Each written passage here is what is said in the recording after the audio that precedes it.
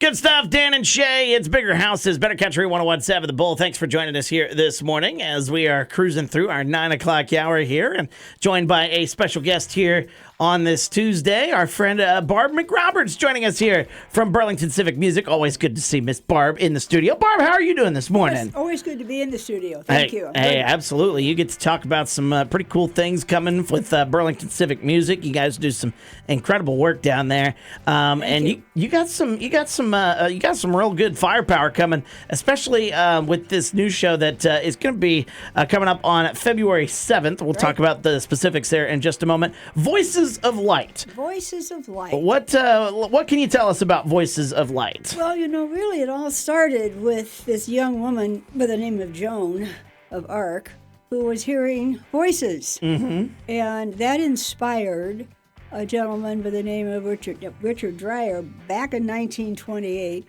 to direct a movie about the Passion of Joan of Arc. And then you segue to the 1990s, specifically 1994, and an American composer who was looking around for inspiration, looking around for something to write a symphonic piece, maybe, or chorale, maybe. And so what he did was follow the advice of a friend and found on YouTube, which is where many of us go. Yep. We do. Thank goodness. But we can go back and see something like this. And he watched the film and was, I think probably he would not maybe use a phrase we would use in a contemporary setting on the radio, but maybe he would. He was blown away. Mm-hmm. He really was. He could not believe what he was seeing. Really? And the film itself is intense. So we do recommend that maybe you don't want to bring young children to this because it's very predominant on the Capitol Theater stage. You're going to have the large screen come down. Okay. And you're going to have an orchestra and chorus behind that. Okay. And that is the Southeast Iowa Symphony Orchestra. And we are working in collaboration with them on this concert thanks to a gentleman from Burlington, Iowa, who is the sponsor. And we have to do a shout-out for Keith Schultz. We really do, because this would not be happening if it was not for him. Yeah.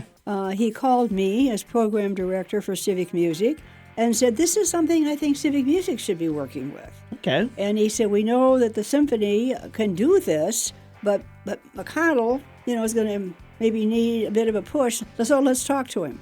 So the three of us got together, talked about what it was going to take, what was going to, some of the financial data, and it was like, Burlington is almost too small.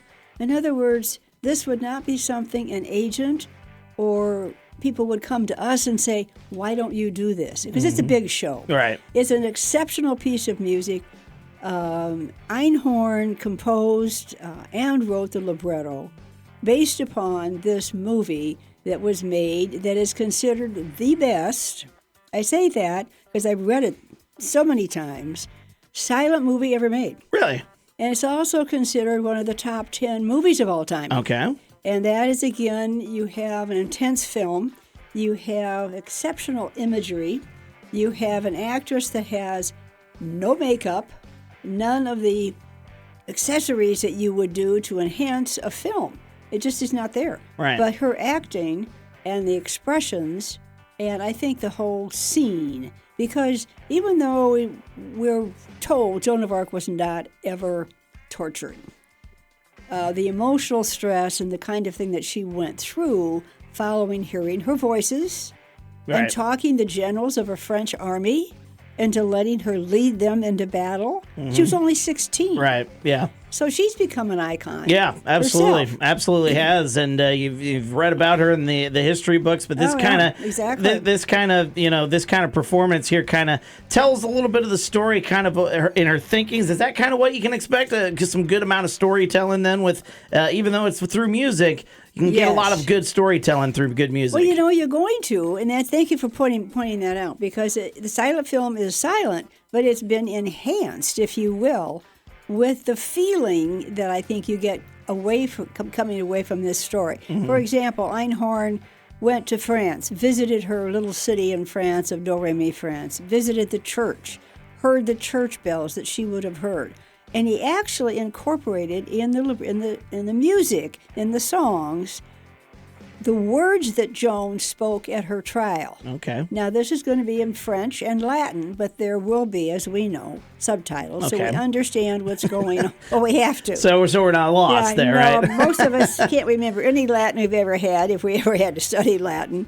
And speaking French probably today is also not one of our best second languages. So that all has been accomplished. And I also am impressed with the Capitol Theater staff because they worked well with us, both groups, and both the Symphony, which is now celebrating its 75th anniversary. Yes. And Civic Music, who is now 96 years old, are loving to be at the Capitol Theater. So it's a small theater to try and put an orchestra, chorus, and a film on a small stage. Yeah, but it's going to get done, and it's all happening there at the Capitol Theater on February 7th. Exactly. What if folks need to know? When's the concert get underway? When the doors open? And where can they get some tickets? Okay, tickets, first of all, I want them to go to the Symphony page. You have that. It's SEISO, I think, .us. If they just go to the Southeast Iowa Symphony Orchestra, go to their webpage. Right now it's focusing on Voices of Light. There's a link to tickets. Yep. That is the easiest way to get a ticket. All right. That also includes, the ticket includes a pre-concert, I would say, social hour at the Arts Center. So they're going to have some wonderful appetizers.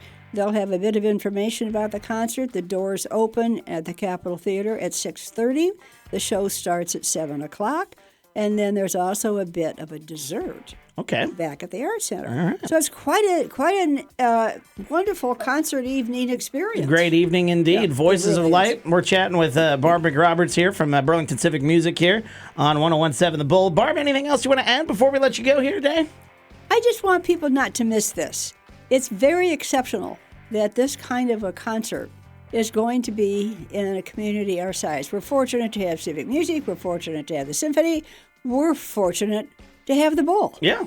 We have all these things that we have access to. So I want them to come on down. I really do encourage them to go to Southeast Iowa Symphony's webpage and buy a ticket. Buy those tickets. Buy those tickets. Yep. And easy to do. Very limited seating there for that, and make sure you check that out because it is going to be, if you're a music lover, this is something you want to check out there. So certainly going to be a really good show down there. Voices of Light, we do have the details for it on our community calendar. You can check it out, 1017thebullet.com. Just click on events, and you'll get the information there as well. You. Good to see you, Barb. I appreciate you coming in as always, and best of luck with that show there coming up down the road. We'll talk to you down the road, I'm sure, as you got more stuff up your sleeve. Oh, we always have more stuff up our sleeves. Love it. Love to hear it. So thanks to Barb once again. Here's Ty Myers on 101.7 The Bull.